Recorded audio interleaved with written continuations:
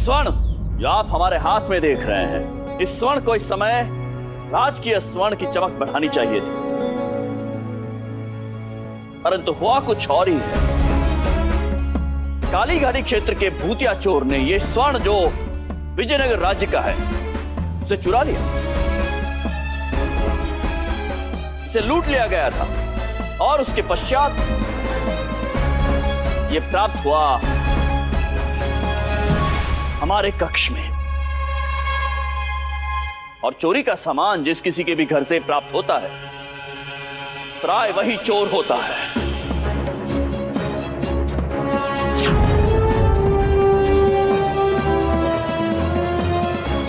महाराज, इस राज्य का तो क्या, राज्य से बाहर का भी कोई आपको अपराधी नहीं मान सकता। आप तो साक्षात वो आदर्श पुरुष हैं जिनका दूसरा कोई उदाहरण ही नहीं। इस तरह स्वयं को चोर मानकर कृपया हमारा मनोबल ना गिराएं, क्योंकि ऐसा ही वो चोर चाहता है। चोरी करने के पश्चात वो उस सोने को कहीं भी रख सकता था, किंतु उसने आपके कक्ष में ही रखा ताकि वो हमारा ध्यान चोरी से भटका सके। महाराज, पंडित रामाजी उचित कह रहे हैं। चोर का उद्देश्य ही यह था कि सोने की पोटली को किसी ऐसे व्यक्ति के घर पे रखा जाए जिसके यहाँ पोटली मिले तो उसे कोई कुछ ना कह सके, और घटना ऐसे दब जाए जैसे कभी कोई चोरी हुई ना हो, और वो चोर सुरक्षित हो जाए। हाँ, प्रत्यक्ष को प्रमाण की आवश्यकता नहीं होती है। ये स्वर्ण हमारे कक्ष से मिला है, तो इसका दायित्व हम लेते हैं। महाराज, ये तो चोर की चाल है। इसका दायित्व आप अपने ऊपर क्यों ले रहे हैं? नहीं गुरुवर, इस दरबार में सदैव न्याय के समक्ष सभी के शीश झुके हैं, और आज जब बात हमारी है, यदि हमने इस विषय में पक्षपात किया तो आज स्वयं न्याय का शीश झुक जाएगा।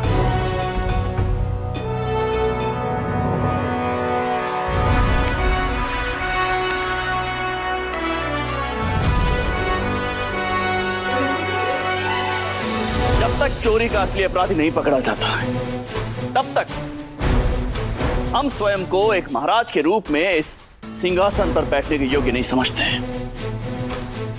महाराज, और यदि हमारा शासन 3 दिनों के भीतर उस अपराधी को पकड़ने में असमर्थ रहा, तो हम इस रात दरबार के समक्ष आत्मसमर्पण करेंगे और विजयनगर राज्य की न्याय प्रणाली के अनुसार जो भी दंड हमें मिलेगा उसे स्वीकार करेंगे।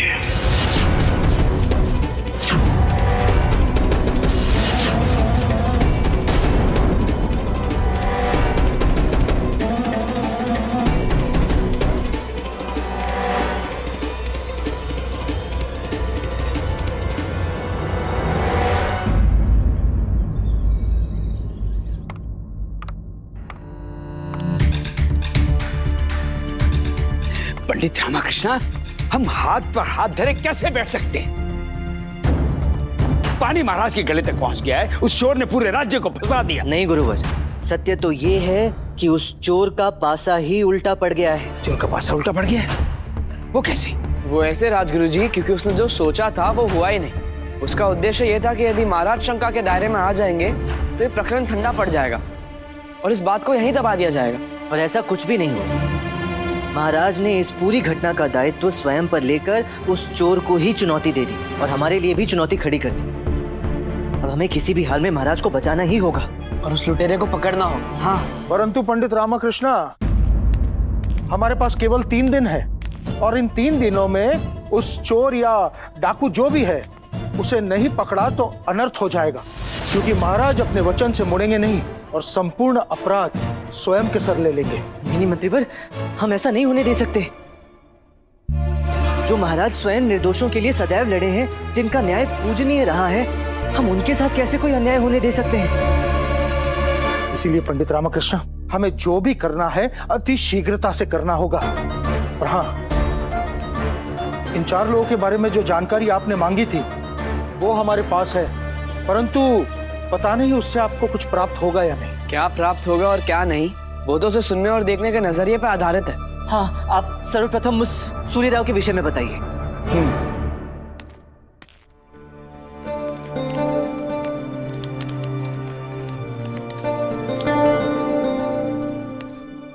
सूर्य राव बहुत ही विश्वसनीय है। पिछले कई साल से राज्य की सुरक्षा व्यवस्था में काम कर रहा है और उससे कभी भी कोई त्रुटि नहीं हुई। इससे पहले वो एक लोहार था, परंतु उस समय का उसका लेखा जोखा भी साफ है। हाँ पंडित रामकृष्ण जी, और सूर्य राव को मैंने ही नियुक्त किया था। और वो गोपन्ना जिसके धर्मशाला में बग्गी भोजन हेतु रुकी थी? हाँ, वर्षों से वही धर्मशाला चला रहा है। वो धर्मशाला उसे विरासत में मिली। उसके पूर्वज भी यही करते थे। अपनी धर्मशाला पर उसे गर्व है और बड़े ही प्रेम और आदर से वहाँ भोजन होता है। इसके अलावा उसके जीवन में और कुछ नहीं है पंडित रामकृष्ण। और महामंत्री वो लोहार प्रसन्ना और बग्गी वाला हरिलाल? लोहार प्रसन्ना एक गरीब आदमी है। उसकी कुटिया में ही वो काम करता है, अविवाहित है और उसके आगे पीछे भी कोई नहीं। और हरिलाल वो तो भगवान का आदमी है। हाँ, सालों से बग्गी चलाने का ही काम करता है और उसके सिवा उसे कुछ आता भी तो नहीं है। उचित है, हमें सर्वप्रथम सूर्य राव से भेंट करनी चाहिए और केवल भेंट ही नहीं, उसके घर की छानबीन भी करनी चाहिए। परंतु रामकृष्ण जी, सूर्य राव तो पानी की तरह साफ है। भूलिए मत कोतवाल जी, कभी कभी साफ दिखने वाला पानी भी प्रदूषित होता है।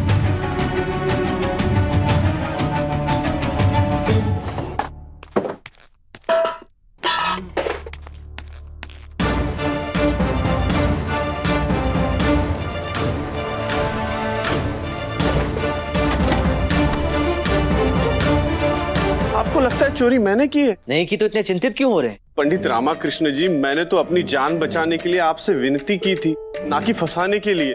पड़ोसियों को पता चलेगा तो मेरा सम्मान तो मिट्टी में मिल जाएगा ना। और मेरे घर में आपको कुछ नहीं मिलने वाला। सूर्य राव, जितनी जीवा चला रहे हो उतनी चौकन्नी अपनी दृष्टि रखी होती तो चोरी हुई नहीं होती। इधर भी कुछ नहीं मिला। यहां भी कुछ नहीं मिला है, केवल इसे जांच करना शेष है। सैनिकों, देखो क्या है।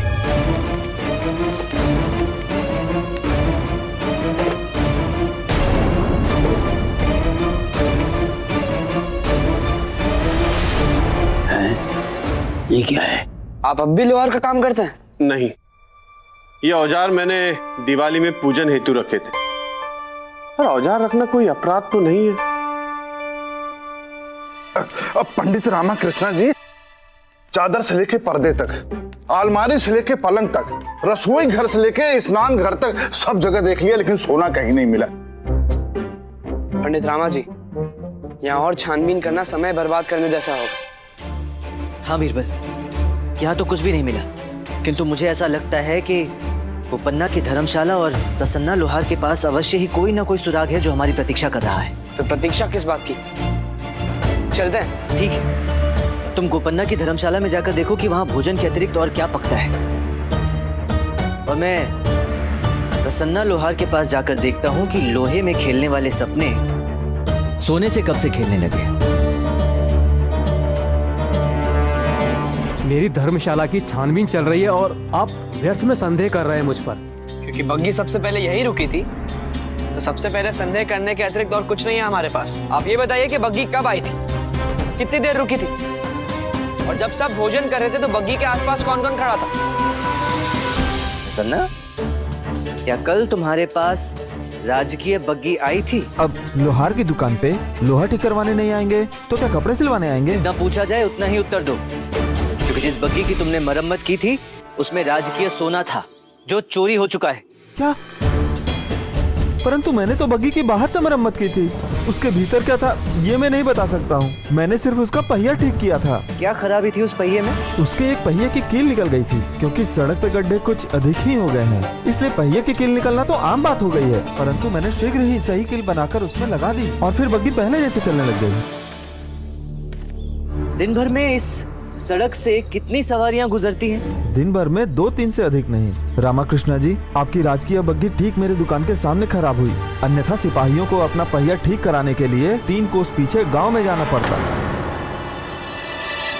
गुरुवर जी, बीरबल जी, आपको कितनी बार बताऊं? अब क्या मैं आप दोनों को लिख कर दूं? ना ना ना ना, खाना बनाते हो, न जाने तुम्हारी लिखावट कैसे होगी। एक कार्य करो, एक बार पुनः बोल कर बताओ। बग्गी दोपहर के दूसरे प्रहर में आई थी। पहले सूर्यराव जी और आधे सैनिकों ने भोजन किया, फिर बाकी के सैनिकों ने भोजन किया। भोजन करते ही वो तुरंत निकल गए थे, विश्राम भी नहीं किया। मैं वर्षों से धर्मशाला चला रहा हूँ। यहाँ भोजन से पहले ईमानदारी परोसी जाती है। अरे बीरबल जी, ये देखिए। कुछ मिला क्या? अरे कुछ नहीं, बहुत कुछ मिला। ये देखिए, ये धर्मशाला गिरवी है और ये रहा उसका गिरवी पत्र। देखिए, ये गुबन्ना बातें बड़ी बड़ी करता है और धर्मशाला गिरवी पड़ी। महाराज गुरुजी, और गोपन्ना महोदय के सर पे तो बहुत अधिक ऋण है, क्यों? है ना? हाँ, मैंने ऋण लिया था अपनी बेटी की शादी के लिए। मैं ऋणी हूँ लेकिन चोर नहीं हूँ। परंतु चोरी करने का कारण तो है आपके पास। और ये देखिए, ये क्या है? देखिए, ये तो सोने के हिसाब की सूची है। सर पर जितने बाल नहीं उससे अधिक उधार है और हिसाब किताब सोने का रखते हो, गधे। ये राजकीय पत्र है और इसका उपयोग सोने के आयात और निर्यात में किया जाता है। और इस पर तिथि भी कल की है, तो वही सोने का हिसाब है जो कल चोरी हुआ था। ये आपके पास कहां से आया? कैसे आई तुम्हारे पास? ये तो सोने के साथ होती है। यदि ये तुम्हारे पास है तो सोना भी तुम्हारे पास होगा। कहाँ है सोना? नहीं, मुझे नहीं पता ये मेरे पास कैसे आई। मैं भी पहली बार देख रहा हूँ इसे। तो चलो कारागार भी पहली बार देख लो। कोतवाल जी, ये प्रमाण पर्याप्त है। जब हिसाब मिल गया है तो सोना भी मिल जाएगा। बंदी बना लीजिए। सिपाहियों, बंदी बना। वाह बीरबल, वाह वाह, अंततः आपने भूतिया डाकू को पकड़ लिया। हमें ये बात महाराज को बतानी पड़ेगी, शीघ्र से पहले बतानी पड़ेगी। जीत गए बीरबल, जीत गए। जीत गए, तुम जीत गए। जीत गए।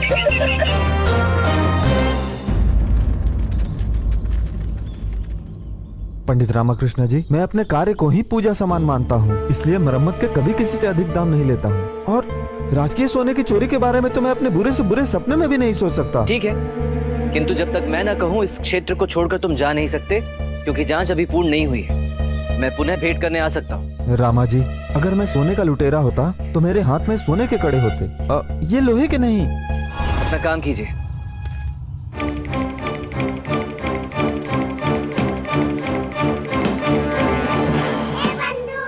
रामा, इसके हाथ हथौड़ा चलाकर कठोर नजर आते हैं, परंतु यह मासूम नजर आता है। हाँ बंधु, प्रतीत तो मुझे भी यही हो रहा है, किंतु यहाँ कुछ तो अजीब है। मैं अभी जब चलकर यहाँ आ रहा था, मुझे कुछ अजीब सा लगा, जैसे यहाँ की धरती में और पता नहीं कुछ तो है। और जांच का पहला नियम है, जब तक संदेह दूर ना हो जाए तब तक घटना स्थल से अधिक दूर नहीं होना चाहिए। कुछ तो अजीब है, सोचने दे मुझे। पंडित रामाकृष्ण जी, चोर पकड़ा गया। वो बीरबल ने पकड़ लिया। पकड़ा गया? कौन है? अरे वही धर्मशाला वाला, क्या नाम है उसका? अरे गोपन्ना। अरे वही भूतिया डाकू है। आइए पंडित रामाकृष्ण, शीघ्रता कीजिए। आइए, चलिए, आइए आइए। चलो सैनिकों। हाँ,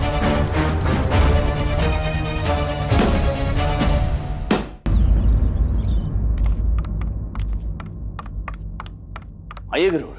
प्रणाम महाराज, प्रणाम। अकस्मात मिलना चाहते थे आप हमसे? महाराज, हम अपनी वाणी से आपको इतनी अच्छी बात बताने वाले हैं, तो हम चाहते हैं कि हमारी वाणी विजयनगर के सबसे योग्य कान ही सुने। अब आपसे योग्य कान किसके होंगे महाराज? गुरुवर, इस समय तो वो चोर हमारे लिए पहेली बना हुआ है और आप है कि हमसे पहेलियों में बात किए जा रहे हैं। पहेली नहीं है महाराज, सूचना है महाराज, सूचना। और वो सूचना सुनने के बाद आप हमें पुरस्कृत किए बिना नहीं रह पाएंगे। बड़ी आतुरता में दिख रहे गुरुवर। जी महाराज। केवल आतुर मत दिखिए गुरुवर। नहीं महाराज। हमारे कानों को मीठी लगने वाली बात बताइए, हमें शीघ्र बताइए, ताकि हम उपहारों से आपका मुंह मीठा करा सके। महाराज आप सोच भी नहीं सकते जो हम आपको बताने वाले। क्या महाराज आपको पता ही नहीं है कि आप चोर नहीं है। क्या आप बच गए महाराज। गुरुवर? नहीं महाराज, वो बीरबल जीत गया महाराज। ये क्या कह रहे हैं आप गुरुवर? जी महाराज, वो सोना चुराने वाला चोर पकड़ा गया महाराज, और बीरबल उसे पकड़कर विजयी हो गए। सच? वो भूतिया चोर पकड़ा गया गुरुवर? जी महाराज। अद्भुत। तुमने इतना बड़ा अपराध किया है, महाराज तुम्हें इतना भयानक दंड देंगे जो सोचकर हम स्वयं घबरा रहे हैं। यदि तुम अपना अपराध स्वीकार करते हो तो हम तुम्हारे लिए महाराज से क्षमा याचना अवश्य करेंगे। चोरी तुम करते रहे और नाम उस भूतिया चोर का आता रहा। देखो, अपना अपराध स्वीकार करो और कारागार में पश्चाताप। महामंत्री जी, सोना तो क्या, मैंने आज तक मिट्टी भी नहीं चोरी की। मैं निर्दोष हूँ। अच्छा, तो फिर तुम्हारी धर्मशाला से ये राजकीय सूची कैसे मिली? दूसरे लोगों की तरह ये तो भोजन करने नहीं आई होगी ना? पंडित रामा जी, मुझे कुछ नहीं पता। मैं सत्य बोल रहा हूँ, मेरा विश्वास कीजिए, मैं निर्दोष हूँ। अरे पंडित रामाकृष्ण जी वहां नहीं, वहां चले गए। पहले तुम सही दिशा में देखो, फिर हम तुम्हारी बातों में सत्य देखने का प्रयास करेंगे। कहाँ है पंडित रामा?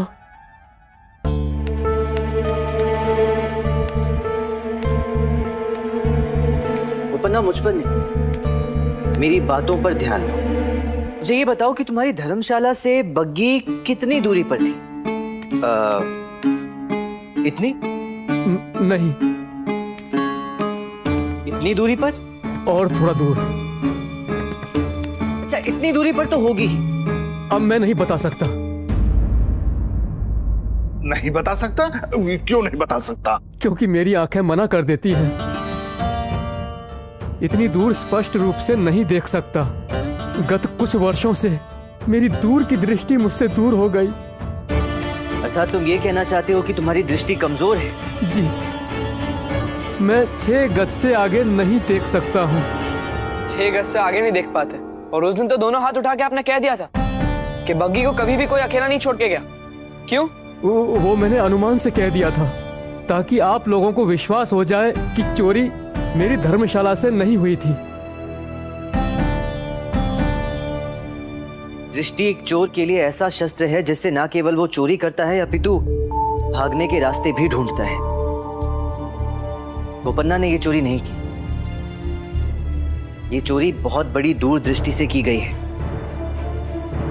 और इसकी तो दृष्टि में ही दोष है। पंडित रामाकृष्ण जी, फिर इनके धर्मशाला में वो सूची कैसे मिली? वैसे ही जैसे महाराज के कक्ष में सोना मिला था। हाँ,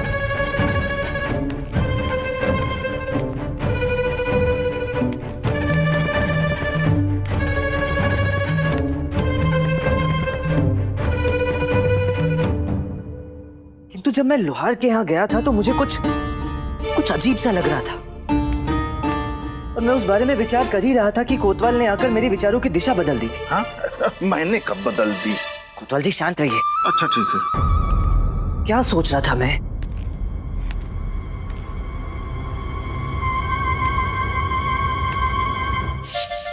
हाँ, मैं ये सोच रहा था कि जब मैं चलकर लोहार की कुटिया के पास गया था तो मुझे ऐसा लगा जैसे मेरे नीचे की धरती खोखली है। ऐसा लगा जैसे मैं जहां जहां अपने पांव रख रहा हूं वहां नीचे कुछ है ही नहीं। हमें एक बार फिर से वहां जाना चाहिए, वहां जाकर जांच करनी चाहिए, और इस बार गुरुवर को भी अपने साथ ले जाना चाहिए। शायद उनका अनुभव कुछ काम आ जाए।